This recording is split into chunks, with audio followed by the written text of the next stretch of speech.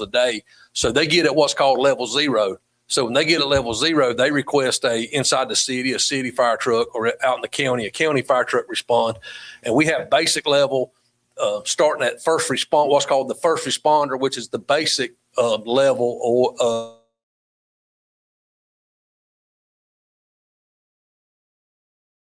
in betweens, which is called EMT basic. So we can respond. So kind of what was happening, they would go to level 0, and someone would call for an ambulance. Well, there's not an ambulance available in Ware County, so they're requesting mutual aid from Pierce, Brand,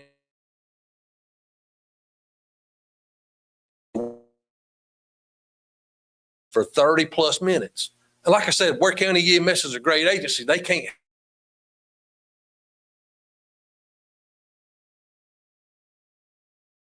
I can respond when you're at level 0 and at least put a basic level medical person on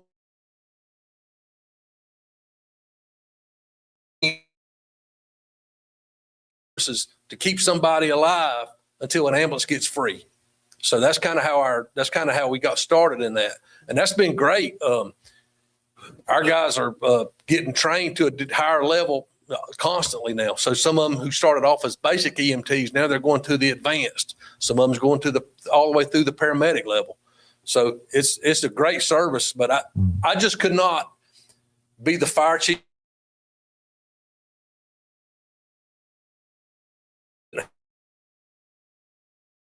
And so that's how we got started. But the drawback is our calls have went from 98.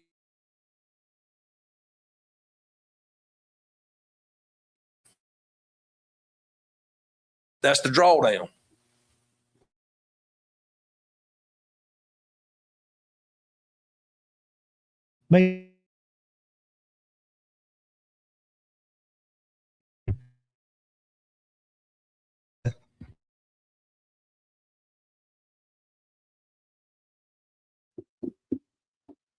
Got one more.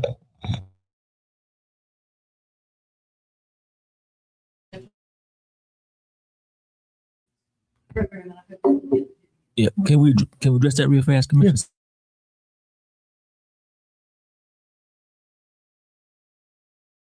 Mark's team, but kind of behind the team, the people doing the other great work. You can't see they didn't. Between Mr. Simmons and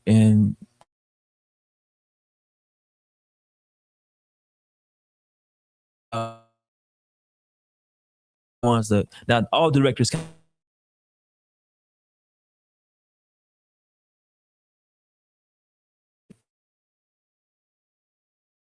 and the directors kind of look for grants and we put them in with early. Okay, so I'm gonna let her. We're gonna ask her to say something. Her and Greg are the only ones that haven't spoken. Yeah. So, but we talked about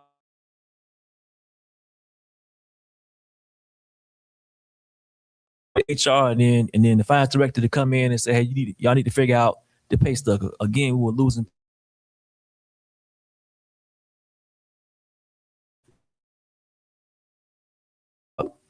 A month, right, to get somebody trained, sometimes longer. And by that time, we were behind. And so this is them that came up with a Senate program. I like to say this because people can't see this. So on the budget, when they say we just cut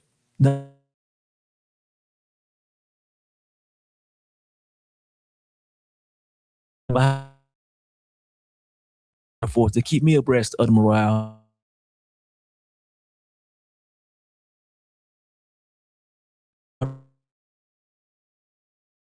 That we try to get revenue from as far as interest. So he really focuses on doing that where I can't see it all the time to make sure we got some revenue in case of a catastrophe, unforeseen. But they definitely do a lot of work for us. And I had them here today. I knew nobody was going to answer any questions, but I want y'all to see the faces.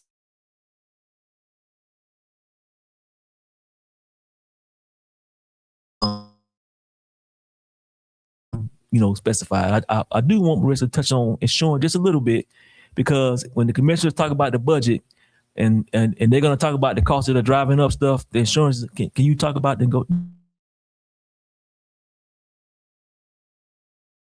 for workers' comp.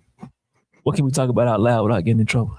I mean, okay, we probably can't talk about anything insurance related. But I'll try.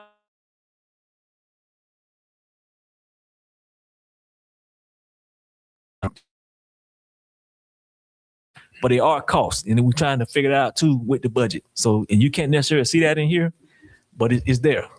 So I just want to make sure that's clear. And then I spoke on Reg already. Well, I will say, and I can say this is not the city, but strictly from a retail standpoint, workers' comp is one of the most litigious and expensive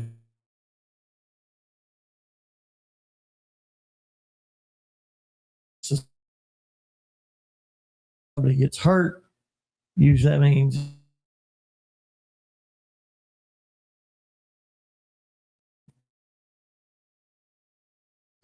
health insurance costs go up every year. So much so to the fact that if an employee gets a raise, typically that's how much their insurance has gone up. A lot of people think we do that on purpose, but that is just the way the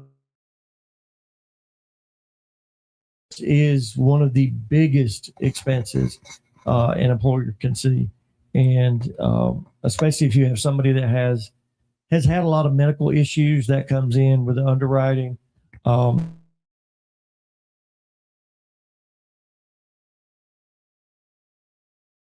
But it is definitely a big expense. If you are, I know, especially if you're retired,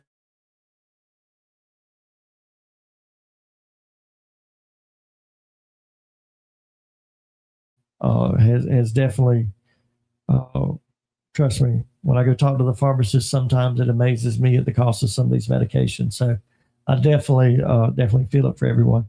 Anybody else have criticism? Like just using the pharmacist as an example. So I know often we see on certain platforms and get certain feedback that we're trying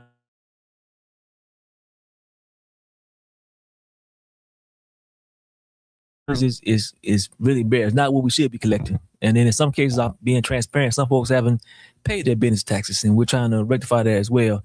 But we bring up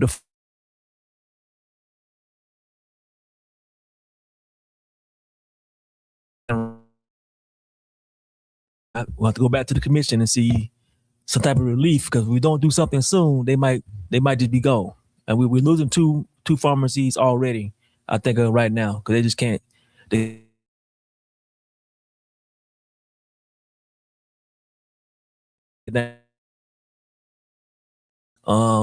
So again, that's another outside of the basic services the city is responsible for, water and sewer, public works, fire, police, all those things that are big.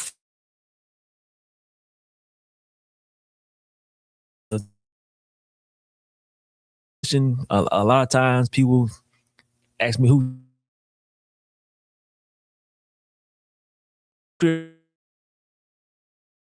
it's a lot of other agencies, governments, I said that way, that are responsible for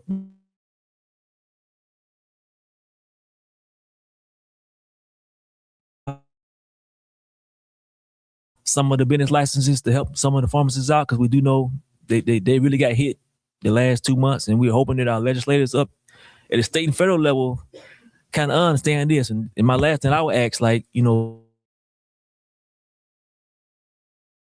go. But beyond that, those big concerns, you need to voice those to state and federal level too, because that message ain't getting there either, and it's got to be received.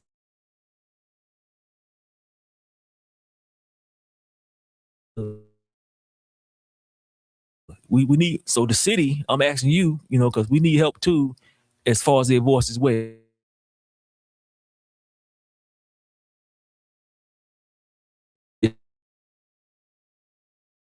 Everybody right now in a negative way, as far as some of the legislative stuff is coming down, which I feel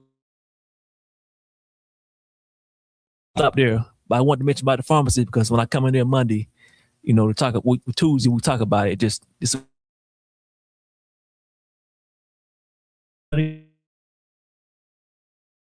click on the government portion, the commissioner section. You'll find my pretty face there with my contact info.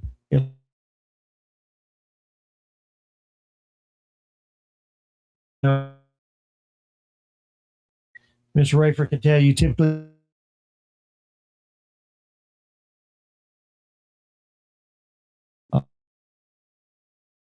there's a problem unless you tell us. So definitely don't call me at 2 a.m. with a problem, but because you probably won't get an answer. But feel free to call me.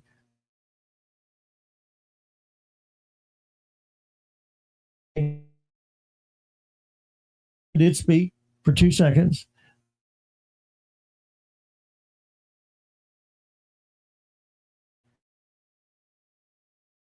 Behind the scene. This will be one of, I know, many town halls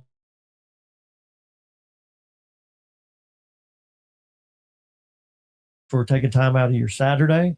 But if nobody has anything else, we'll close it out.